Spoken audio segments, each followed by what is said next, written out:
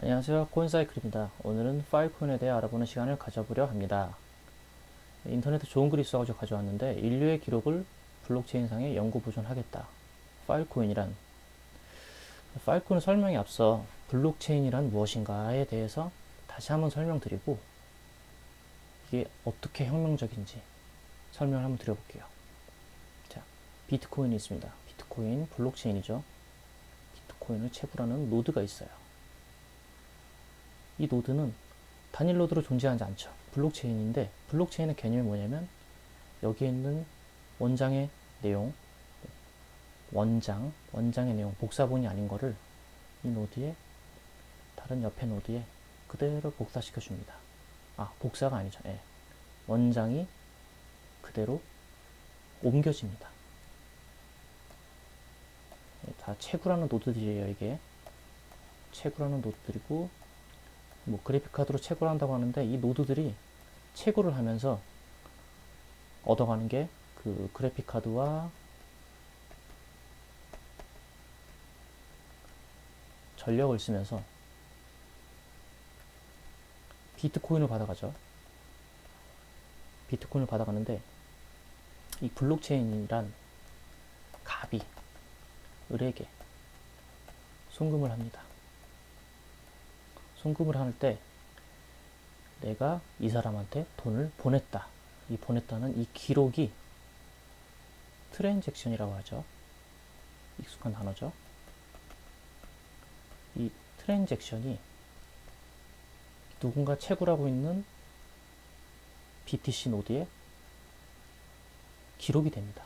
이게 원장이고요. 이 기록된 데이터가 다른 비트코인을 채굴하는 노드에 그대로 또 기록이 됩니다. 또 기록이 되고 또 기록이 되고 시간은 걸릴 거예요. 기록이 되고 계속 됩니다.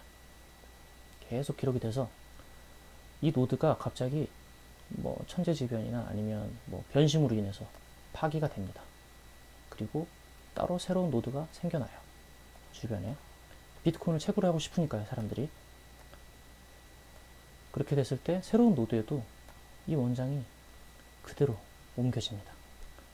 그래서 블록체인의 혁명이라는 게 뭐냐면 은행들을 봤을 때 은행은 그 장부, 이체 장부나 누가 돈을 갖고 있는 그 얼마만큼의 그 기록들 그런 것들이 그 은행 자체 서버에 있어요. 근데 이 서버가 갑자기 뭐 단순하게 뭐 표현하자면 이제 뭐 전쟁이 나서 뭐 서버가 뭐 폭파가 되고 사라졌어요. 이렇게 됐을 때 사람들은 돈을 찾을 수가 없어요. 찾을 수가 없는 게 이 서버에 대한 기록이 남아 있어야 되는데 기록이 없다 보니까 증명을 할 수도 없고 예, 찾을 수가 없습니다.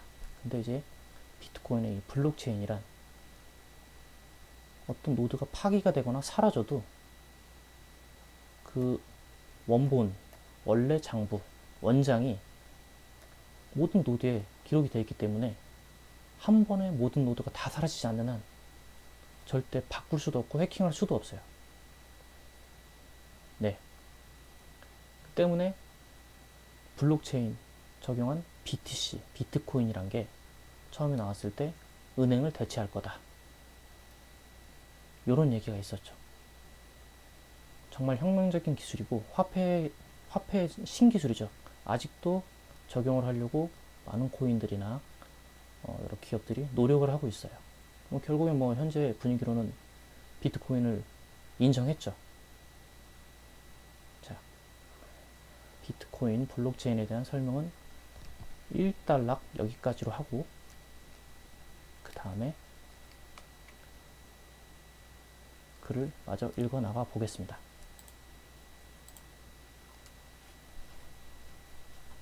역사와 기록에 대한 이야기들이 나오고 윗부분에 현대 문명의 발전과 방대한 양의 정보 처리에 대한 얘기가 서두로 나옵니다. 자, 여기서부터 이제 본론이 좀 나오는데 한 국내 언론사가 조사한 바에 따르면 국내에서만 유튜브 175억 시간, 카카오톡 66억 시간, 네이버 45억 시간이나 사용하였다고 합니다. 5천만 국민이 스마트폰으로 매일같이 유튜브, 카톡, 네이버를 하는 셈이죠. 그리고 여기에 세계적으로 본다면 하루에만 위와 같은 어마어마한 데이터가 생성이 됩니다. 어마어마한 데이터.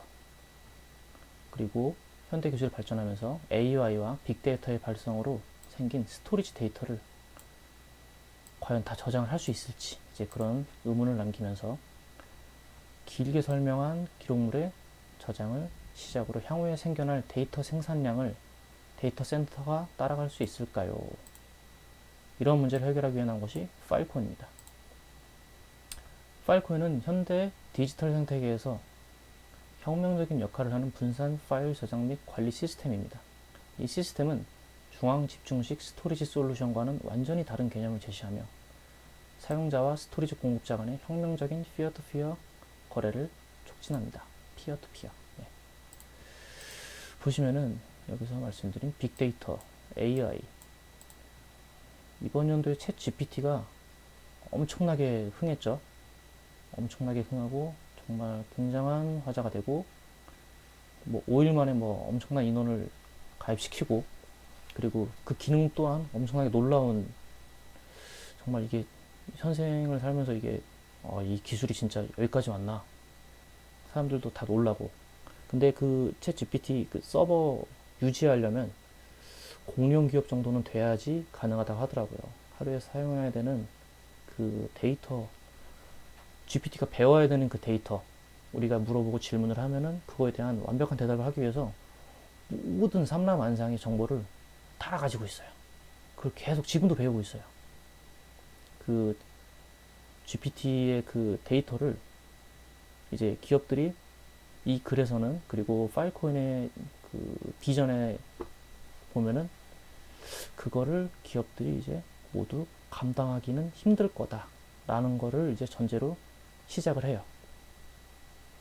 자, 그래서 밑을 좀 더 읽어보면 파일코인은 파일 저장을 위한 경제적 인센티브를 통해 안정적인 데이터 보존을 제공합니다. 자, 이제 여기서 파일코인이 어떻게 생존해 나가야 되는지를 제시를 하고 있어요.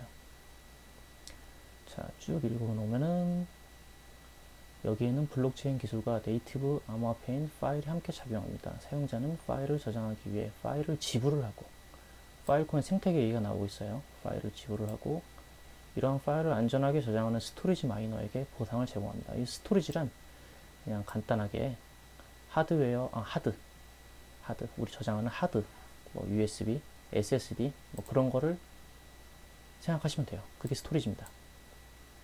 이러한 시스템은 파일 저장과 검색을 위해 오픈마켓을 구축하며 스토리지 가격을 중앙 집중식으로 제어하지 않고 시장 경쟁에 맡기는 원칙을 따릅니다. 좀 지루하지만 좀 읽어볼게요. 사용자의 관점에서 파일코인은 파일 저장과 관리에 새로운 차원을 제공합니다. 사용자는 자신의 요구사항에 맞게 가장 적합한 스토리지 오퍼를 선택할 수 있으며 요거는 이제 스토리지 오퍼라는 건 이제 그 다음 글에 나오지만 저장을 할 때 비용을 어떻게 쓸 것이고 용량을 얼마나 쓸 것이고 얼마나 이제 안전하게 중복성을 쓸 것이냐 그리고 속도는 얼마나 할 것이냐 이거를 그런 이제 옵션이 나올 거라는 거예요. 나중에 그 스토리지를 이용하려고 할 때 파일코인을 활용하는 애플리케이션은 네트워크상의 모든 스토리지 마이너와 협상할 수 있어 중앙 집중식 스토리지 시스템과는 다르게 각각의 공급자마다 다른 API를 구현할 필요가 없습니다. 이는 개발자와 사용자 모두에게 편의를 제공하며 생태계를 확장합니다. 스토리지 공급자 측면에서 파일코인은 새로운 비즈니스 모델을 제공합니다. 파일코인을 활용하면 스토리지 공급자는 오픈마켓에서 자신의 스토리지를 판매. 그러니까 단순하게 표현하면 이제 제 컴퓨터에 용량이 너무 많아요. 좋은 걸 사가지고 너무 많은데 이거를 다 쓸 수가 없어요. 계속 그 기간이 좀 지나도 그래서 그 스토리지 자체 그 하드 용량 자체를 판매를 한다고 하죠. 오픈마켓에서. 그 말입니다. 마이너 운영을 통해 파일코인 토큰을 얻을 수 있습니다. 제 컴퓨터에 용량을 제공을 하고 토큰을 얻는다는 거죠. 이게 그러니까 비트코인으로 보면은 그래픽 카드로 이제 연산을 해서 트랜잭션을 기록을 하고 이제 그걸 채굴 하는 건데 지금 여기서는 토큰을 얻을 수 있는 방법이 컴퓨터에 있는 빈 공간을 제공을 해서 그걸 이제 파일코인으로 보상을 받는 거예요. 이것도 채굴이죠. 이러한 마이너는 일반 컴퓨터에서부터 파일코인 전용 시스템까지 다양한 형태로 나타납니다. 파일코인의 블록체인은 스토리지를 제공하는 마이너에게 공정한 보상을 제공하며, 이러한 공급자는 스토리지 API를 설계하거나 제품을 광고할 필요 없이 파일코인의 프로토콜과 네트워크에서 자동으로 처리됩니다. 무엇보다도 파일코인은 웹3의 중요한 구성 요소 중 하나입니다. 그렇죠. 지금 신기술이 나오고 앞서 말씀드린 데이터, 정말 그 방대한 데이터를 받쳐줄 만한 그런 구성 요소 중 하나인 거죠.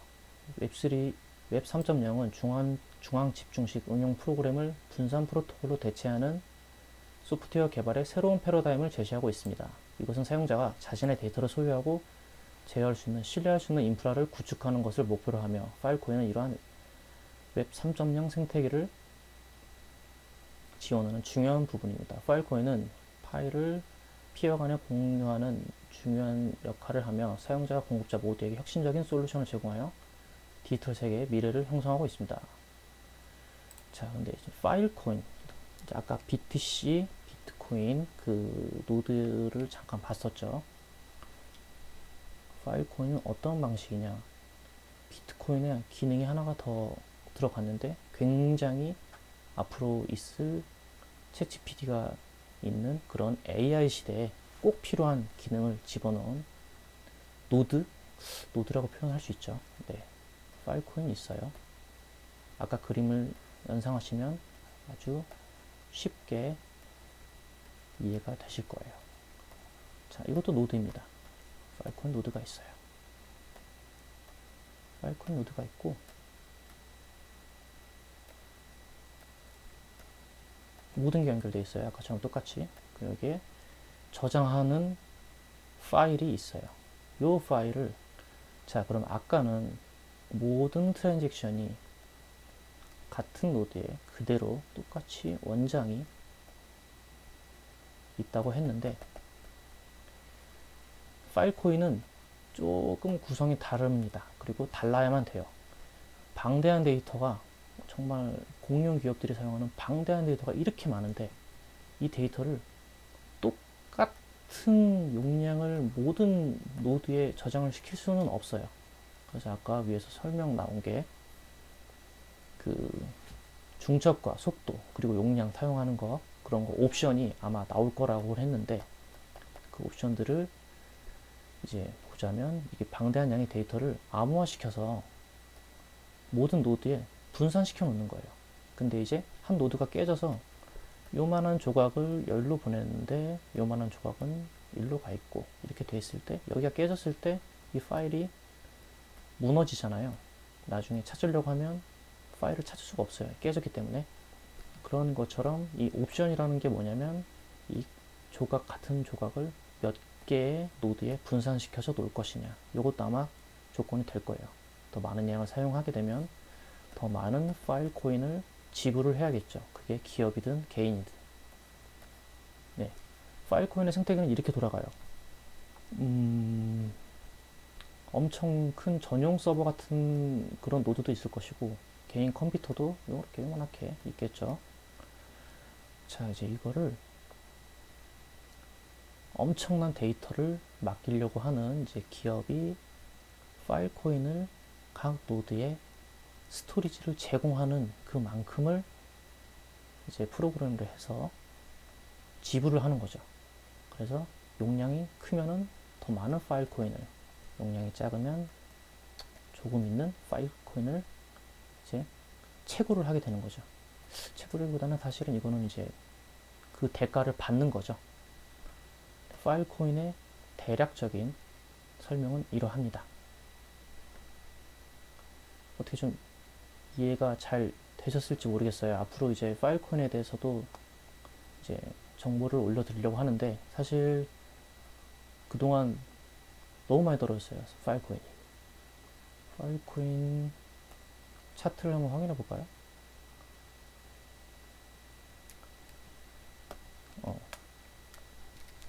파일 코인 차트.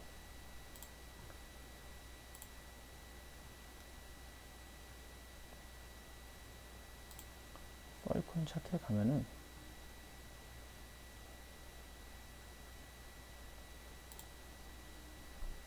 진짜 이게 너무한다 싶을 정도로 주봉으로 볼게요. 고점부터 보는 건데, 이거는 진짜 피 맞이는 차트죠. 사람들이 그래서 파일코인 별로 좋아하지 않아요. 근데 처음에 이만큼 뛰고 바이낸스에서 이만큼 또 상승장에서 이렇게 올랐던 걸 보면은 이 백서에 대한 비전만큼은 정말 너무 확실했던 코인이에요. 앞으로도 필요할 거고 점점 더 부각되고 있어요. 지금 GPT가 나오면서.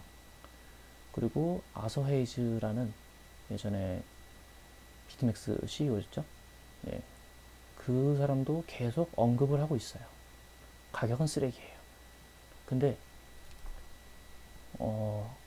다가올 근미래에 대한 어쩌면 이더리움보다도 더 필요한 이거 EVM 호환도 돼요. 기술이 엄청나요. 스마트 컨트랙트가 돼요. 개발을 했죠. 이게 진짜 앞으로 미래를 바꿀 코인이 될 수도 있어요. 네. 오늘 파일 코인 설명은 여기까지 할게요. 근데 차트가 진짜 정말 악마네요, 악마. 일봉으로 요 구간만 봤을 때는 사람들이 여기서 매수를 제일 많이 했다는 요 그래프 표시예요. 제가 차트 설명은 나중에 저는 차트를 그렇게 잘 보진 못해요. 근데 이제 그 지표 같은 걸로 이제 뭐 오래된 그 기간을 두고 바닥이다 아니다. 요거는 이제 뭐 누가 봐도 알 수가 있죠. 네, 차트 설명 잘 하진 않는데 앞으로 파일코인 기초를 오늘 설명드렸기 때문에 정보를 가끔 제가 날라다 드릴 겁니다. 네. 저는 이제 코인사이클이었고요. 오늘 정보는 여기까지 하겠습니다. 다음에 뵙겠습니다.